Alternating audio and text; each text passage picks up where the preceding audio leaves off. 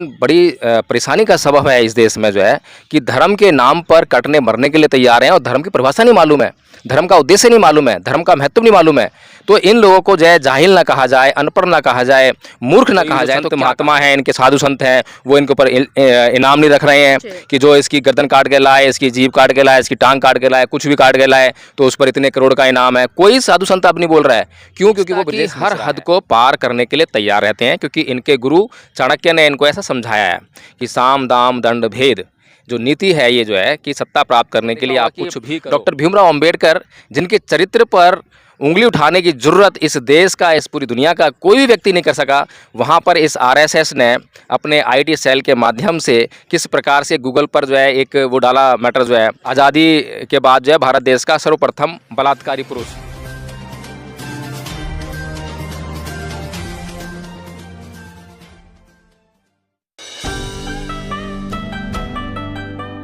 नमस्कार, आप देख रहे हैं एनबी न्यूज़ 24/7 नीलम बोध के साथ। और साथियों, जिस तरह से सोशल मीडिया से मेन मीडिया तक अगर मैं बात करूं तो सीमा हैदर का मुद्दा काफ़ी गरमाया हुआ है। जी हां, सीमा हैदर के बारे में आप सभी जानते होंगे कि एक मुस्लिम महिला किस तरह से नेपाल से होते हुए भारत में एंट्री करती है। उसके साथ में 4 बच्चे हैं और प्रेम प्रसंग में जिस तरह से वो बता रही है कि पबजी खेलते खेलते यहाँ भारत में किसी से प्रेम हो गया और उसी प्रेम के मार्फत वो भारत में आ जाती है। अब सोचने वाली बात यह है कि आखिर कोई विदेशी भारत की सीमाओं को पार करके कैसे भारत में आ गया। बहुत सारे सवाल लगातार खड़े हो रहे हैं, लोग लगातार अपनी प्रतिक्रिया दे रहे हैं। इसी विषय पर चर्चा करने के लिए मेरे साथ में एडवोकेट जय भीम प्रकाश जी, उन्हीं से जानना चाहूँगी सर, जिस तरह से तमाम ये घटनाक्रम चल रहा है और लोग अपनी अपनी प्रतिक्रिया देख रहे हैं, तो आप किस तरह से देखते हैं इस प्रकरण को?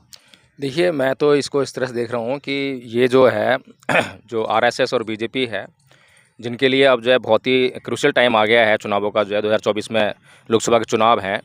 और हर चुनाव में हमने देखा है कि चुनाव से ठीक पहले जो है कुछ ना कुछ ऐसी घटना घटती है जिसको कि एक नेशनल मुद्दा बनाया जाता है और जिसमें कि बड़े पैमाने पर हिंदू मुसलमान किया जाता है। एक तो राष्ट्रीय भावना जगाई जाती है, देश प्रेम जगाया जाता है, और दूसरा हिंदू मुसलमान किया जाता है। ये 3-4 जो है घटना है या 3-4 जो बातें जो हैं किसी भी घटनाक्रम के साथ में जोड़कर ऐसी घटना को अंजाम जरूर दिया जाता है। जैसे कि पिछले चुनाव से पहले, ठीक पहले हमने देखा था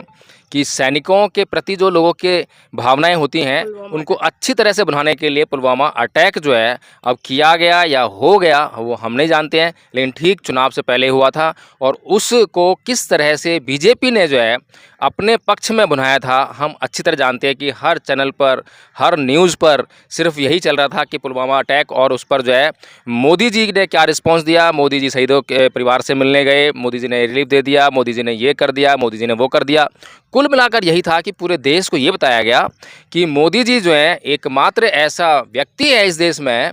जो कि प्राइम मिनिस्टर बनने के लिए एक सशक्त कैंडिडेट हैं। तो इसी तरह से जो है जो सीमा हैदर का जो मामला है, और भी कुछ घटनाएं ऐसी घट रही हैं जिनको हम देख रहे हैं कि हिंदू मुसलमान का जो मुद्दा है, जैसा कि हर बार बनाया जाता है, अब भी वही बात है कि सीमा हैदर पाकिस्तान से आई है और बहुत ज़्यादा डाउटफुल तरीके से जो है यहाँ पर आई है। और जिस तरीके से पत्रकार उससे जो है बातें कर रहे हैं, उससे सवाल कर रहे हैं कि आप पाकिस्तान के बारे में कुछ बताइए, पाकिस्तान की जो लैंग्वेज है उसके बारे में बताइए, इस्लाम के बारे में बताइए, कुछ भी बताने से इनकार कर रही है। और बड़ा ताज्जुब है कि जब उसको जो है वहाँ के परिवेश के बारे में पूछा जाता है तो बोल रही है कि मैं भूल गई हूँ। तो नीलम जी, सीधी सी बात है कि भूला किस चीज़ को जाता है?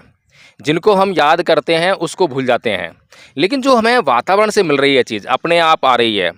और जो एटमॉस्फेयर है और जो लोग हैं, वहाँ का जो माहौल है, तो ये जो और हमारी आदतें होती हैं, और ये जो भाषा है और जो हमारे माहौल की जो भाषा है, अगर हम यहाँ पर रह रहे हैं दिल्ली में, तो यहाँ का जो दिल्ली का जो माहौल है वो हिंदी भाषा का माहौल है। यहाँ पर हमें वो अपने आप से शब्द आ जाते हैं, तो वो भूल कह सकता हूँ। सर, लेकिन जिस तरह से हम देखते हैं, चाहे बजरंग दल हो या विश्व हिंदू परिषद हो या आरएसएस हो या करणी सेना हो, बहुत सारे तमाम ऐसे संगठन हैं जो बीजेपी और आरएसएस की तरफ से प्रायोजित किए जाते हैं और उनके तहत ही वो काम करते हैं। लेकिन जब कोई हिंदू लड़की मुस्लिम लड़के से विवाह कर लेती है, उसके प्रेम प्रसंग में पड़ जाती है, तो उसको ये लव जिहाद का नाम देकर कहीं ना कहीं उसको बहुत बड़ा मुद्दा बना देते हैं। लेकिन अभी जिस तरह से सीमा हैदर के प्रकरण में हम देख रहे हैं कि बहुत सारे हिंदू लोग इसके पक्ष में हैं और वो सराहना कर रहे हैं कि क्योंकि वो यहाँ पर आकर ठकुराइन बनी है, क्योंकि उसने भी कहा एक वीडियो में कि मैं अब ठकुराइन हो गई हूँ। तो सर, क्या लगता है कि अब ये लव जिहाद का मुद्दा नहीं रहा? जी, ये बहुत बड़ा सवाल है कि अगर कोई भी मुस्लिम जो है हिंदू धर्म को स्वीकार करता है तो आप उसको जो है किस श्रेणी में रखते हैं, जो आपकी वर्ण व्यवस्था है उसे किस पायदान पर लेकर आते हैं।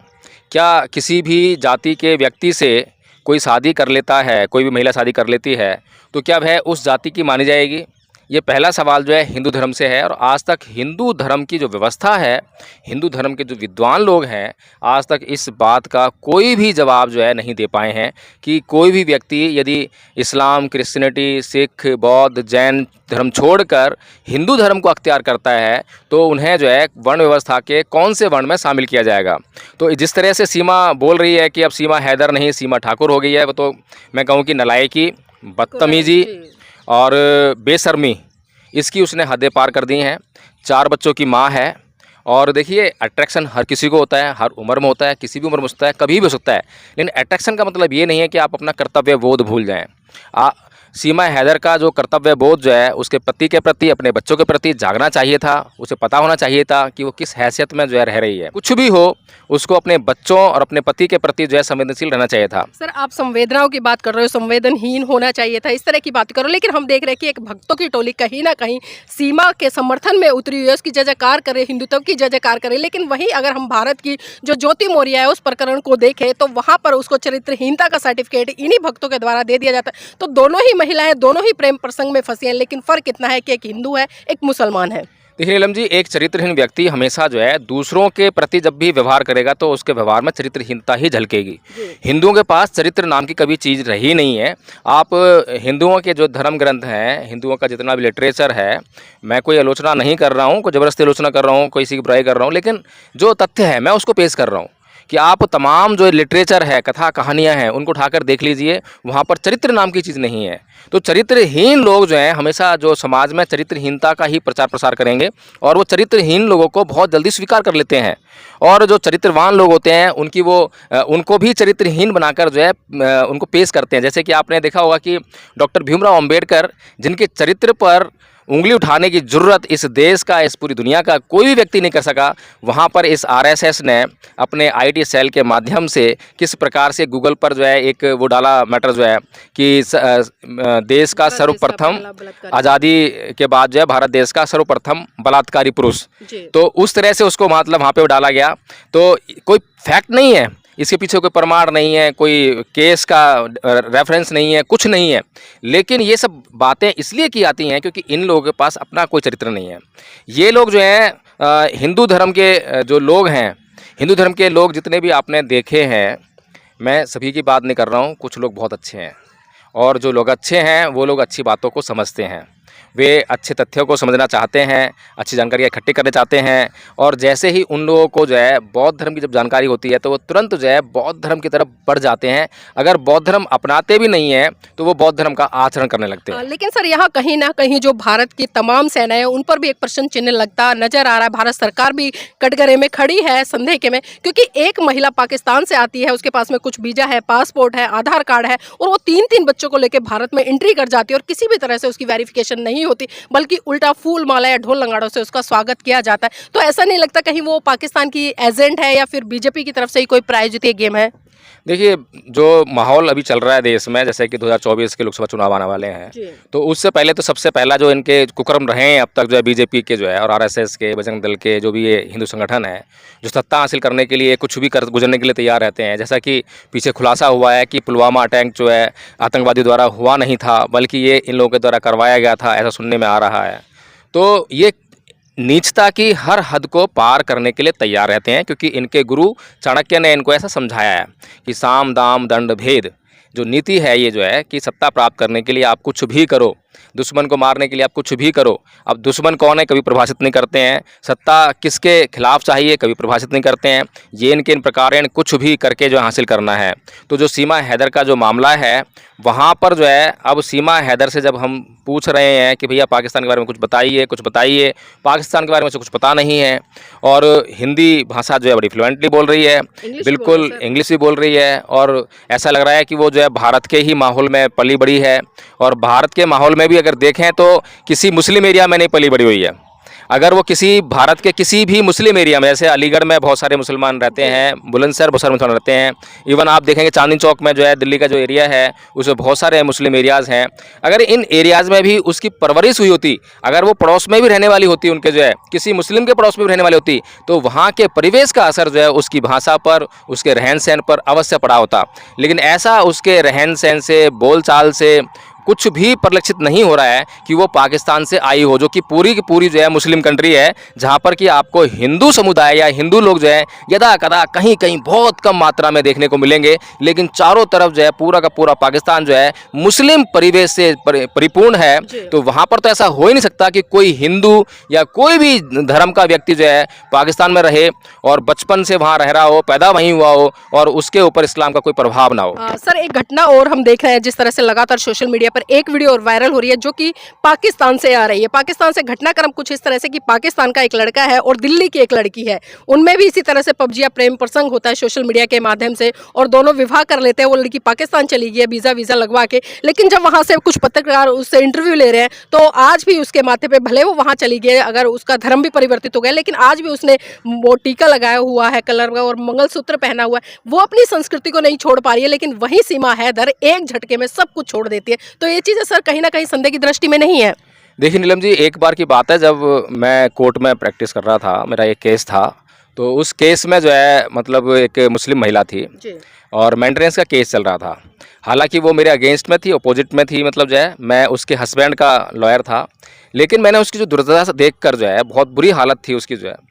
तो और पर्दा करके रहती थी और इस्लाम के कारण जो है उसको बहुत ऐसी दुर्व्यवस्था का सामना करना पड़ रहा था, इतनी दीनहीन व्यवस्था उसकी हो गई थी। तो मैंने उससे एक सवाल किया था कि आप जो ये पर्दा करते हैं, आपको इससे घृणा नहीं होती है क्या? आपको कोई दिक्कत नहीं होती है? इसी तरह से इस्लाम के द्वारा ला दी गई कुछ ऐसी परंपराएं जो स्त्रियों के विरोध में है, स्त्रियों की स्वतंत्रता के विरोध में है। तो जब मैंने उनकी बात की तो उस महिला ने जो है एक मात्र यही जवाब दिया कि ये हमारा धर्म है और हम जो है अपने धर्म के अगेंस्ट में नहीं जा सकते हैं। यानी कि ये जो धर्म का मामला है, जिस प्रकार से कार्ल मार्क्स ने कहा कि धर्म अफीम का नशा है, वास्तव में लोगों को समझ नहीं है कि धर्म उनके जीवन में क्या काम करता है। अगर धर्म उनके जीवन में कुछ काम नहीं कर रहा है या कोई दूसरा धर्म उनके लिए अच्छा हो सकता है तो उसको परिवर्तन कर सकें। तो गुण के आधार पर धर्म का परिवर्तन नहीं होता है, बल्कि संख्या, समुदाय, वर्ग, संघर्ष, इन सब चीज़ों को देखते हुए जो है धर्म परिवर्तन किया जाता है। जिसकी बात की मैं बार बार उठाते रहा हूँ, मतलब जो है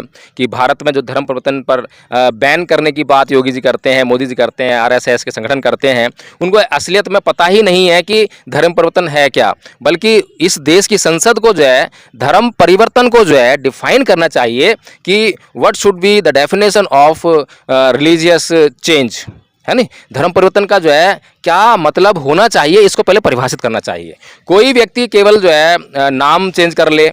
और अपने जो है बाल, दाढ़ी, मूछ इनको चेंज कर ले, कपड़े चेंज कर ले, मंदिर मस्जिद को चेंज कर ले, तो इसी से खाली जो है वो धर्म परिवर्तन नहीं समझना चाहिए। जब तक कि उस धर्म के भीतर जो है कुछ गुण होने चाहिए और उन गुणों में उस व्यक्ति को जब क्या नाम है जब परिवर्तन हो तो उस गुणों में भी परिवर्तन होना चाहिए। जी सर, जाते जाते आखिरी सवाल लेना चाहूंगी। ज्योति मौर्य का प्रकरण और अभी सीमा हैदर का प्रकरण, एक तरफ भक्त बड़े खुश है और दूसरी तरफ भक्त बहुत नाराज है, कहीं ना कहीं आक्रोश है, हिंदू संस्कृति को ठेस पहुंच रही है, लेकिन दूसरी तरफ कहीं ना कहीं वो उसी संस्कृति की जय जयकार करें। तो सर इन भक्तों के लिए क्या मैसेज देना चाहेंगे? देखिए, भक्तों के कोई सिर पैर नहीं है, भक्तों की एजुकेशन नहीं है, भक्त नालायक हैं, अनपढ़ हैं, जाहिल हैं, गवार हैं, इस तरह के जितने भी शब्द अगर मैं इनके लिए इस्तेमाल करूं तो सब उपयुक्त हो सकते हैं, कहीं पर कोई परेशानी होने वाली नहीं है। हालांकि मैं ऐसी भाषा का इस्तेमाल नहीं करता हूं, लेकिन बड़ी परेशानी का सबब है इस देश में जो है कि धर्म के नाम पर कटने मरने के लिए तैयार हैं और धर्म की परिभाषा नहीं मालूम है, धर्म का उद्देश्य नहीं मालूम है, धर्म का महत्व नहीं मालूम है। तो इन लोगों को जो है जाहिल ना कहा जाए, अनपढ़ ना कहा जाए,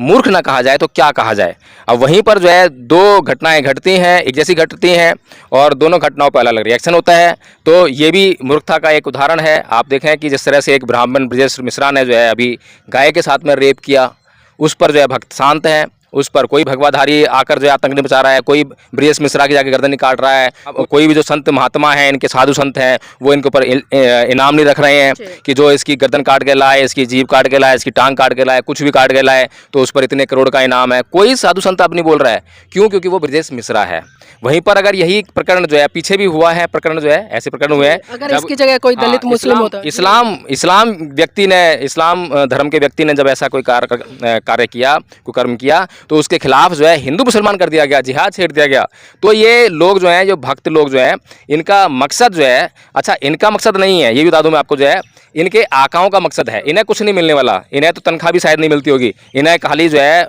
एक झुंझुना पकड़ा जाता है भक्ति का। इतने भक्त अभी जा रहे हैं कांवड़ लेने के लिए, तो इनको कुछ नहीं मिलने वाला है, इनको सिर्फ झुंझुना मिलता है भक्ति का, और इसके अलावा कुछ नहीं मिलता है। तो इसलिए जो है हम समझ सकते हैं कि जो चाहे वो ज्योति मौर्य का मामला हो, चाहे सीमा हैदर का मामला हो, दोनों पर जो है अलग अलग प्रतिक्रिया आपको देखने को मिलेगी। जी, बहुत बहुत धन्यवाद सर इस महत्वपूर्ण चर्चा में हमारे साथ जुड़ने के लिए। और साथ ही यहाँ पर एक बात तो बिल्कुल स्पष्ट हो गई, क्योंकि इस देश के लोगों का बहुत बड़ा दोहरा आचरण देखने को मिलता है। जब अपनी बात आती है तो उसमें वो जय जयकार करने लग जाते हैं, लेकिन जब दूसरे की बात आती है तो कहीं ना कहीं उसको लव जिहाद या धर्म का या सांप्रदायिकता का एक माहौल बनाकर उस घटना को कहीं ना कहीं दबाने का काम किया जाता है। लेकिन ये आपको भी सोचना पड़ेगा कि जब मेन मीडिया को कहीं ना कहीं इस देश के बेसिक मुद्दों पर बात करनी चाहिए, इस देश की समस्याओं पर बात करनी चाहिए, उन समस्याओं पर बात ना कर कर, उन मुद्दों पर बात ना कर कर, बल्कि आज सीमा हैदर जैसे मुद्दे को इतनी तूल दे रहे हैं। और इस तूल का कारण साफ साफ आप समझ सकते हैं, क्योंकि कहीं ना कहीं जिस दिन वो इस भारत देश में एंट्री हुई थी, उसी दिन उसको सीबीआई अरेस्ट कर लेती और उससे जांच पड़ताल करती, और उसके बाद जो भी घटनाक्रम होता उसको संज्ञान में लेके आगे उसको बढ़ाती।